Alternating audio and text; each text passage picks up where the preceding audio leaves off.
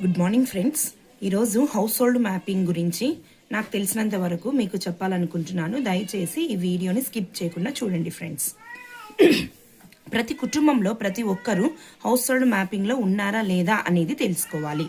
ఎందుకంటే ప్రభుత్వం నుండి వచ్చే ఏ స్కీమ్కైనా ఏ పథకంకైనా ఇది చాలా ముఖ్యం ఫ్రెండ్స్. పిల్లలని హౌస్ హోల్డ్ మ్యాపింగ్లో యాడ్ చేయని వారు చాలా మంది ఉన్నారు.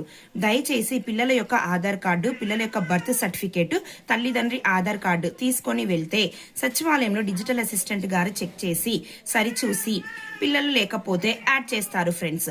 మీకు ఓటీపీ ఏమి రాదు పిల్లల్ని యాడ్ చేసేటప్పుడు, డిజిటల్ అసిస్టెంట్ గారికే వస్తుంది. ఓకే, నెక్స్ట్, కొత్తగా పెళ్ళైన వారు భార్యని భర్త ఉన్న హౌస్ హోల్డ్లో యాడ్ చేయించాలి. ఇది ఖచ్చితంగా చేయించాలి. భార్య ఆధార్ కార్డులో భర్త పేరు ఉండాలి ఖచ్చితంగా ప్రూఫ్ కింద, లేదా మ్యారేజ్ సర్టిఫికేట్ అయినా ఉండాలి, లేదా బియ్యం కార్డులో భార్య పేరు ఉండాలి. ఈ రెండు ప్రూఫ్స్ ఖచ్చితంగా కావాలి ఫ్రెండ్స్.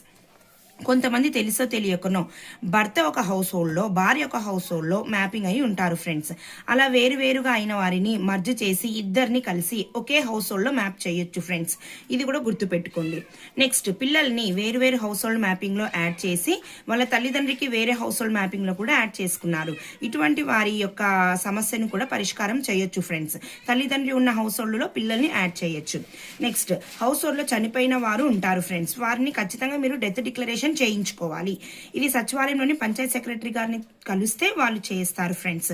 దీనికి కావాల్సినది డెత్ సర్టిఫికేట్ మరియు బ్రతుకున్నటువంటి వారి ఆధార్ కార్డు, చనిపోయిన వారి ఆధార్ కార్డు. ఓకే ఫ్రెండ్స్, ఈ షార్ట్ వీడియో మీకు ఉపయోగకరం అనిపిస్తే లైక్ చేయండి, షేర్ చేయండి, సబ్స్క్రైబ్ చేయండి. Thank you friends.